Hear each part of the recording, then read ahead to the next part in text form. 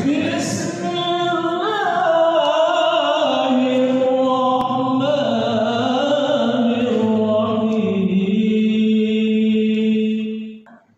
Assalamualaikum warahmatullahi wabarakatuh.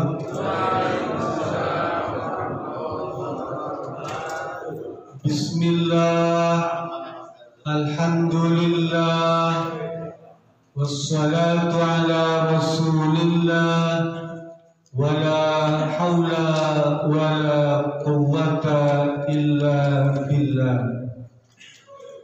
Yang terhormat Ketua DKM Masjid Muhajirin Terandes Haji Dedi Sidwan beserta jajarannya, yang terhormat Ketua RW 13 Terandes Haji F. Dadi beserta pengurus, yang kita sama-sama hormati guru kita Terandes Haji Nunu Zakaria, dan yang dirahmati Allah Subhanahu wa taala, rekan-rekan sejawat jamaah Masjid Muhajirin.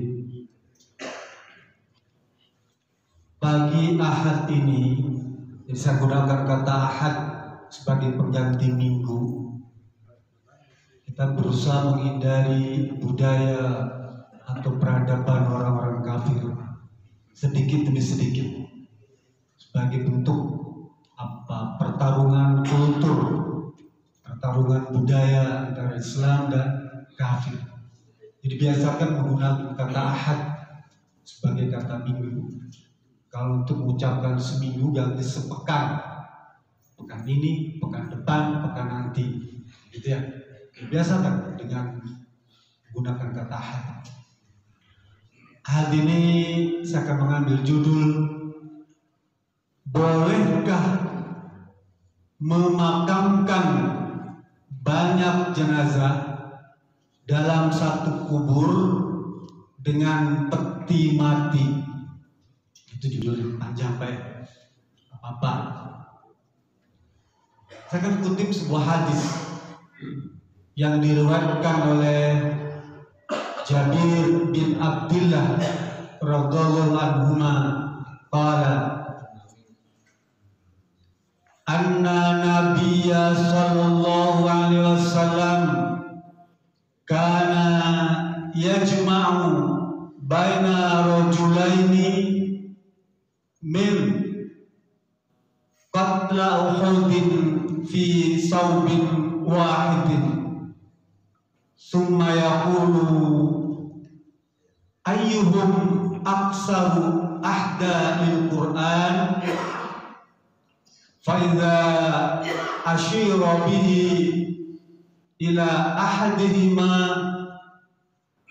qaddimuhu fil lahdi wa yaqulu ana syahidun ala haula'i wa amara bihi bidafnihim bidima'ihim wa lam yusalli alaihim wa lam yaksilhum, atau kama qala, hadis sahih riwayat Imam Al-Bukhari.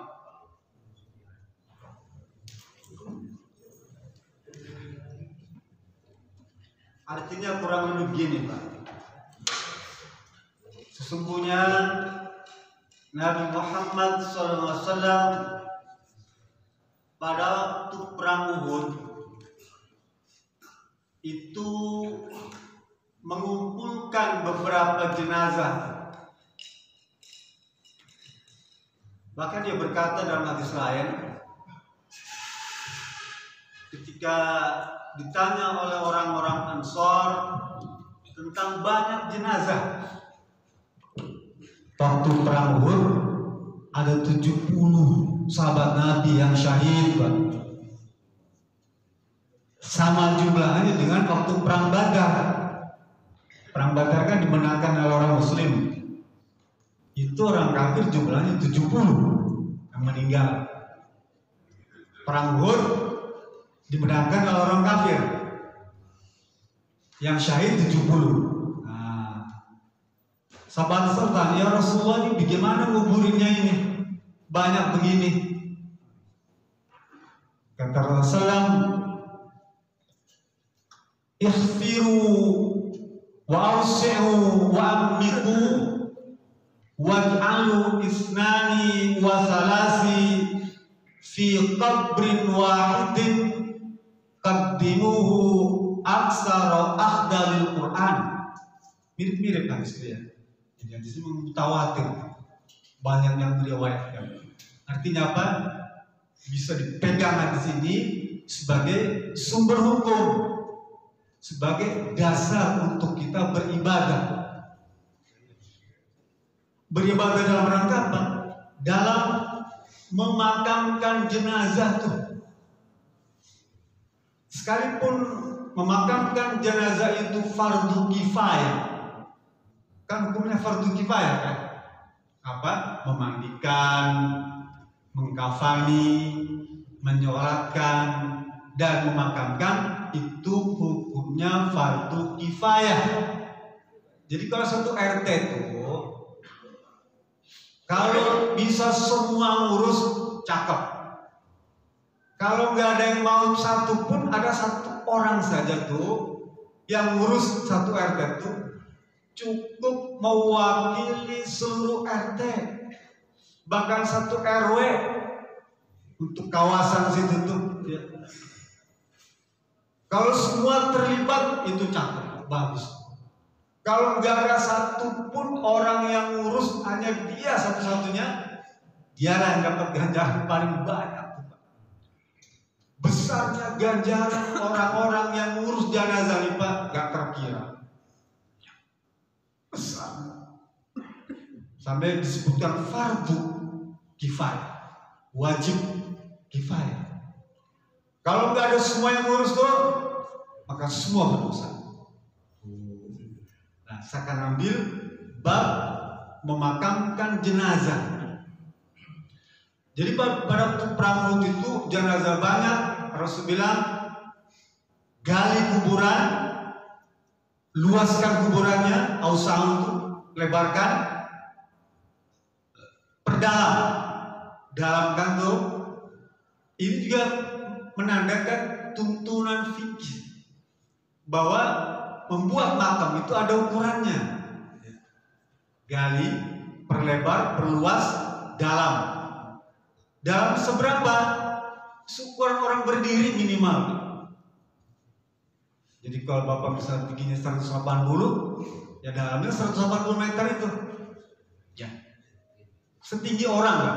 Artinya dia apa? Rata dengan kepala. Ukuran itulah. Karena terlalu cetek, dia akan menimbulkan bau dan mengundang hewan binatang-binatang yang akan menggali kembali.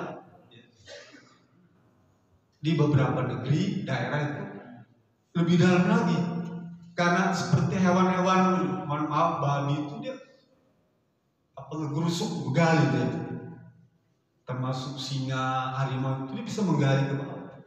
Jadi banyak kuburan terbongkar itu karena hewan, sehingga kedalaman itu penting. Jadi minimal ukuran orang. Kata Rasulullah, gali, luaskan, dalamkan, dan kumpulkan 2 atau 3 jenazah dalam satu tempat dan satu makam, 2 atau 3. Lalu para sahabat Rasul tanya, ayyuhum aksaru akhdalil Quran? Teman-teman, para sahabat, adakah di antara kalian yang tahu di antara banyak jenazah ini siapa di antara mereka yang paling banyak hafalan Qur'annya, paling baik baca Qur'annya, paling soleh lah? Artinya apa? Untuk menentukan orang itu baik atau kurang, juga ada teman-temannya yang kenal tuh, yang mengenal tuh.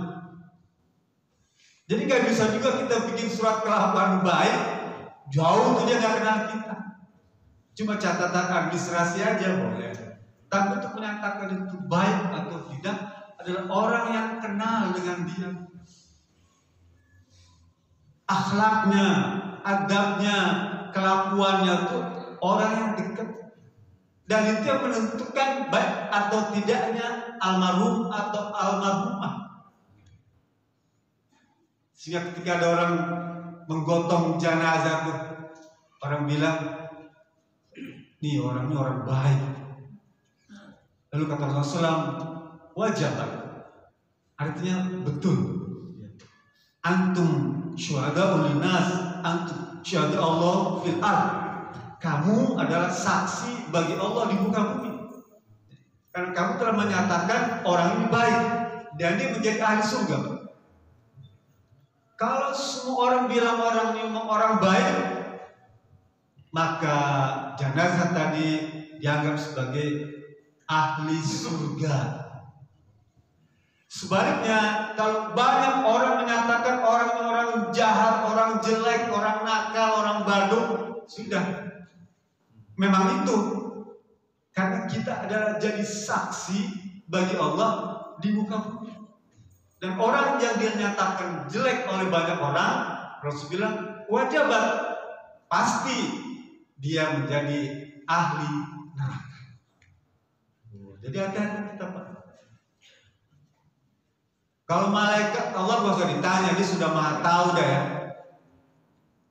Kita nih akan menjadi saksi. Ya. Oleh karena itu berbuat baiklah dengan teman-teman nih. Ya. Jangan punya pikiran jelek, jangan punya niatan jahat sesama teman nih. Ada kekeliruan sedikit bolehlah, ya. Teman juga bergaul ya. Tapi jangan kemudian gampang tersinggung, ya.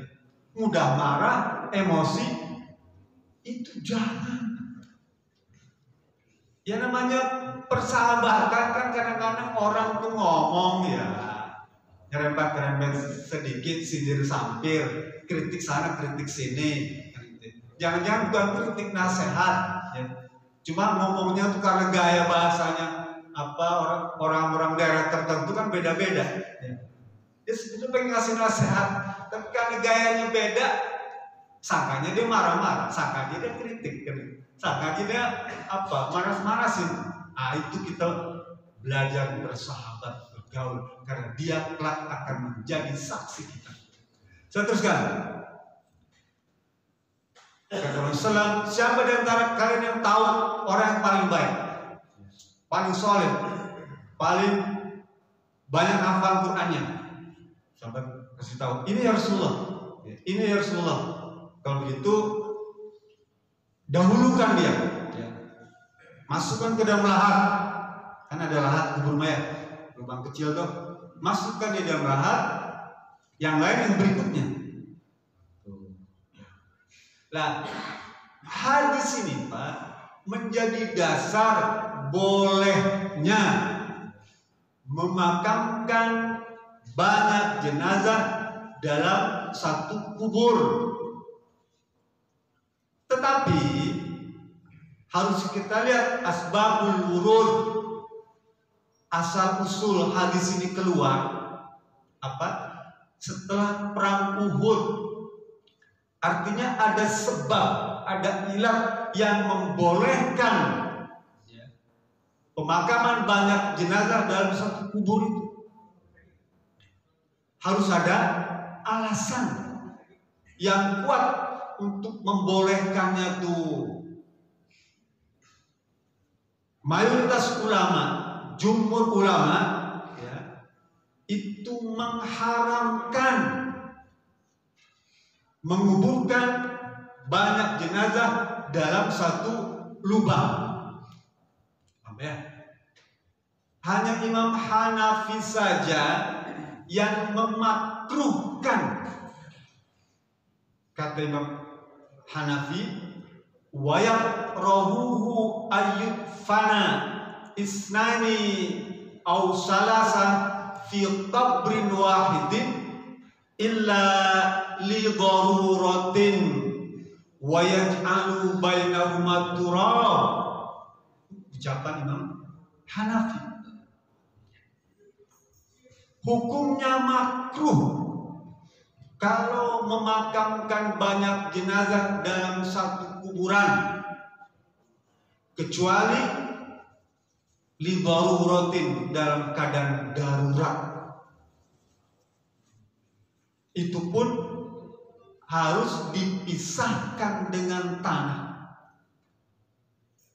Jadi tidak boleh direndengkan gitu Pak.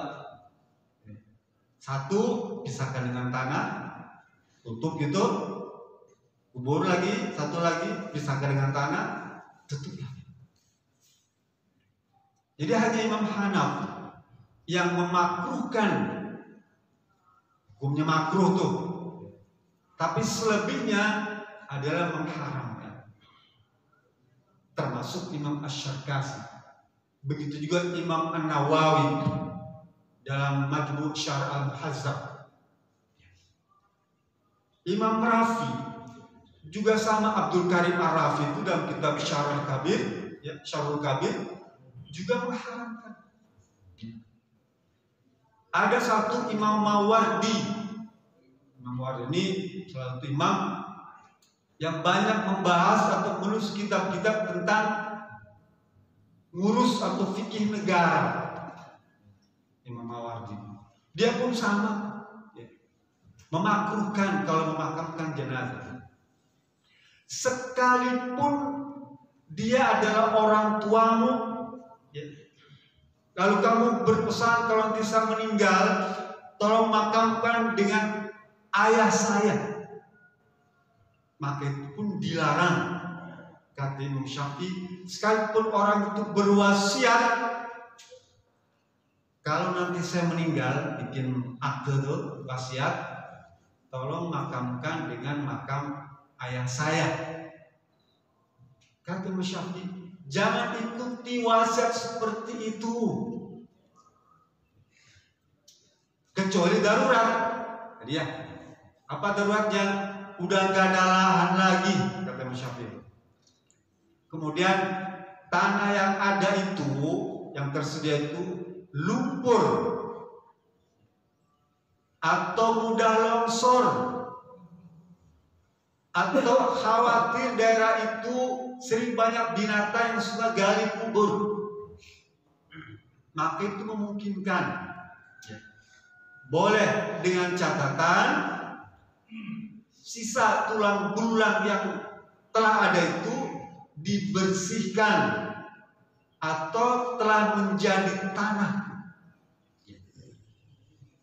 Oh maksudnya ya, kan sekarang banyak nih kuburan yang lama dibongkar, ya, masuk jenazah baru tuh. Nah itu tidak boleh. Menurut hukum Islam, bersihkan dulu tulang belulangnya, ya, bersihkan, atau kalau sudah tidak ada, misalnya sudah 20 tahun, mungkin sudah nggak ada tuh, memungkinkan, ya. Kalau bisa digali masih ada tuh, kumpulkan satu tempat, tutup rapat-rapat, ya, baru dimasukkan jenazah berikutnya. Kembali. Jadi kata Rasulullah, orang yang baik taruh di depan, ya, arahnya lebih dekat dengan arah kiblat. Paham ya? Lebih dekat dengan arah kiblat. Baru yang berikutnya di belakangnya, di belakangnya, di belakangnya. Tetapi pada waktu menyolatkan, sebaliknya, ya, sebaliknya, yang paling soleh, paling banyak baca Qurannya, depan, dekat dengan imam sholat jenazah. Lalu yang berikutnya, bisa dipahami Pak ya? Waktu dimakamkan, orang yang baik ditaruh di paling depan, dekat dengan arah kiblat. Tetapi waktu menyolatkan, orang yang paling baik dekat dengan imam. Jadi kan ada 10 nih. Boleh nggak disolatkan sekaligus? Boleh. Sekalipun para ulama menganjurkan lebih baik satu-satu katanya. Tapi tadi dilarang untuk menyolatkan sekaligus. Caranya gimana? Yang paling baik taruh di depan, kemudian berikutnya perempuan, baru anak kecil. Terus gitu. Belakang. Saya teruskan. Ketika ditanya tentang bagaimana kalau seorang ibu yang sedang mengandung, ya, 8 bulan, kemudian meninggal, ada 2 kemungkinan, anaknya juga bisa meninggal atau dia tetap hidup. Ditanya, apakah boleh si ibu ini dikuburkan, ya, bersama anaknya yang sudah keluar tapi meninggal dunia? Jadi seorang ibu dan anak yang baru dilahirkan tapi dalam keadaan meninggal dunia, sama-sama meninggal, boleh nggak dikuburkan dalam satu lubang? Kata para ulama, tidak boleh. Paham ya? Tidak boleh. Ini larangan, Pak. Sekalipun ibu kandungnya tuh bersama anak bayi baru dilahirkan itu, dia tidak boleh disatukan dalam satu kubur tuh. Harus tetap dipisah. Kenapa? Karena itu bentuk penghormatan Islam terhadap manusia. Betapa tingginya penghormatan Islam terhadap manusia. Bagi yang sudah meninggal tidak masalah dan tidak urusan. Ini urusannya adalah orang yang hidup. Bagaimana orang hidup memperlakukan manusia.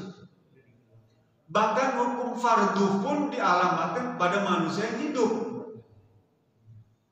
Oleh karena itu, jika kita menemukan ada orang yang menguburkan banyak jenazah dalam satu liang, itu mesti ditanyakan kepada yang hidup itu, apa logika pemikirannya. Kalau tanpa uzur, tanpa ada alasan, misalnya perang, longsor, tuh, banjir, gempa bumi, banyaknya jenazah. Kan kita sering tuh, ini tempat pemakaman orang Islam, ini tempat pemakaman orang Nasrani. Dia nggak boleh dicampur, Pak. Bahkan di beberapa daerah dipisahkan antara laki-laki dan wanita. Sampai begitu, Pak. Saking ketatnya. Dan ini adalah urusan orang yang hidup.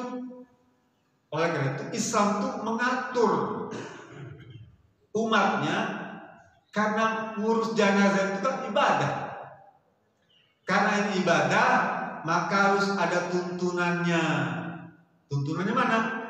Hadis yang saya bacakan tadi. Fama atakumur rasulu fakhudhuhu wa ma nahakum anhu fantahu. Surat Al-Hasyr. Apa yang Rasulullah SAW ajarkan, tuntunkan, bimbingkan, ambil itu. Dan apa yang Rasul larang, itu jauhkan, hindarkan. Jangan punya pemikiran supaya nanti dalam kubur kalau ditanya malaikat gak bisa jawab, dia bisa nanya sebelah. Enggak. Kata Allah Subhanahu wa taala dalam surat Az-Zukhruf. Nanti di rumah buka surat Az-Zukhruf ayat 67.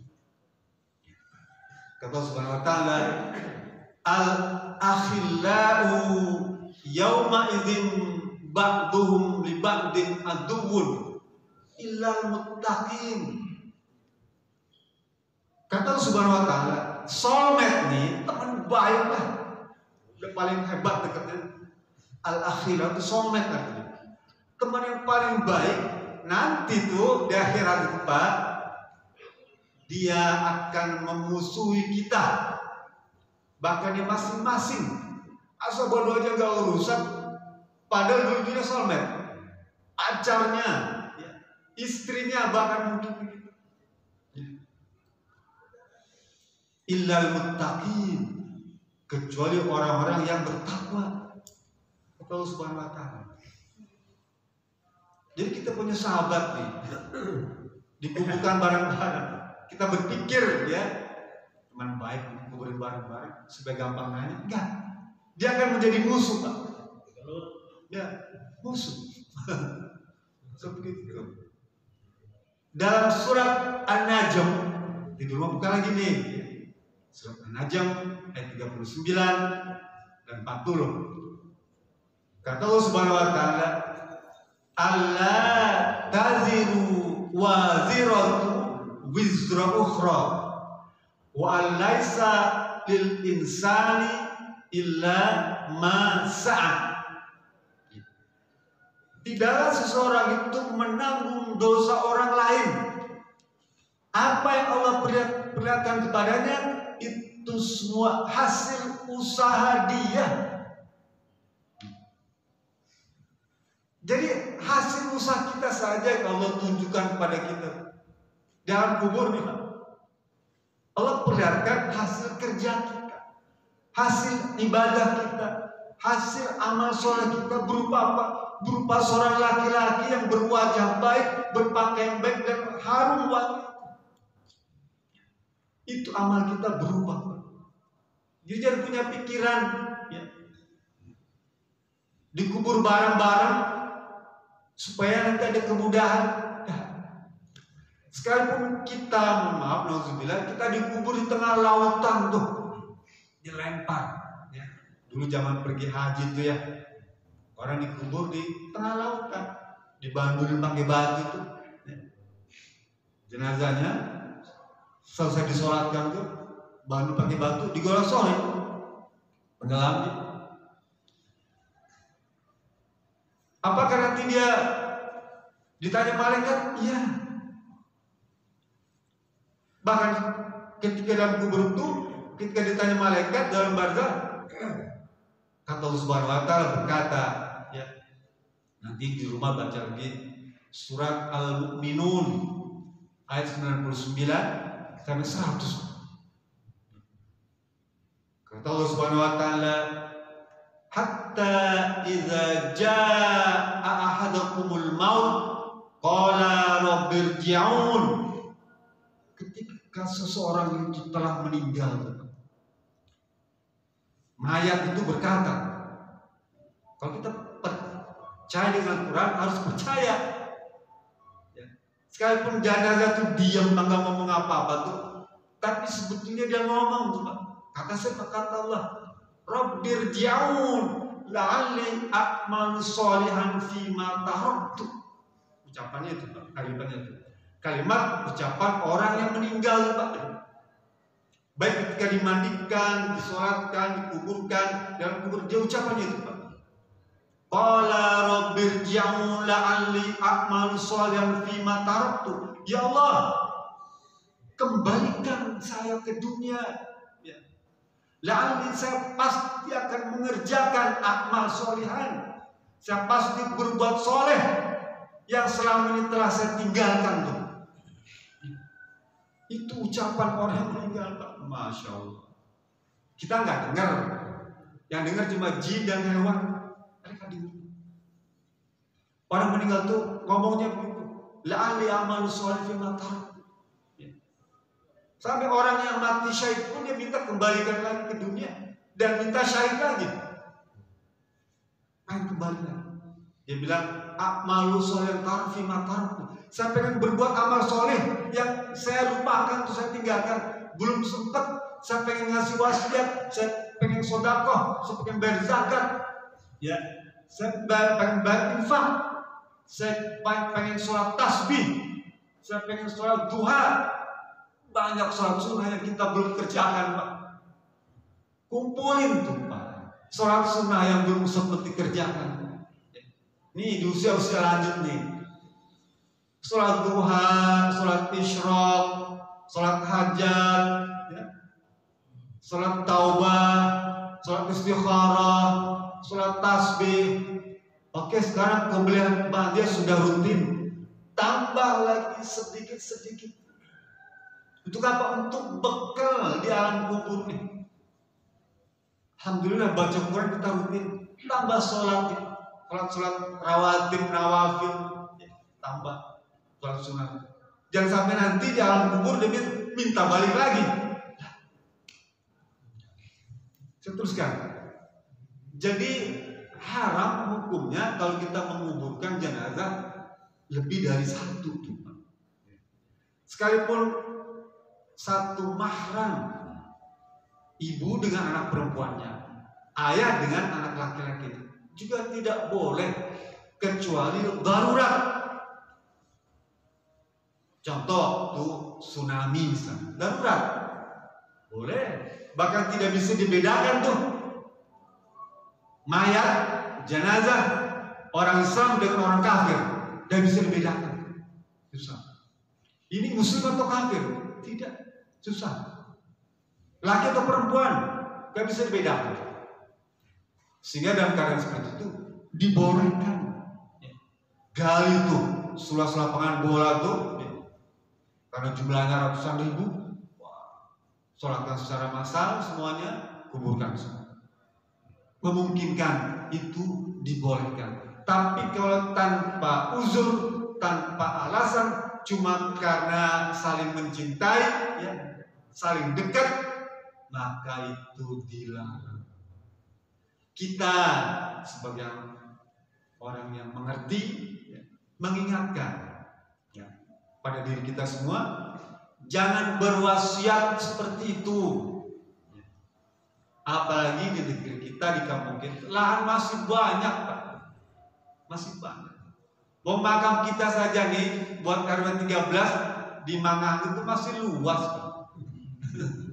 Jadi jangan khawatir, jangan takut pengen bareng-bareng, jangan. Ya. Jangan. Dan serahkan kepada yang hidup. Dan yang hidup hukumnya wajib. Kalau ada wasiat seperti itu, jangan turutin, jangan ikutin.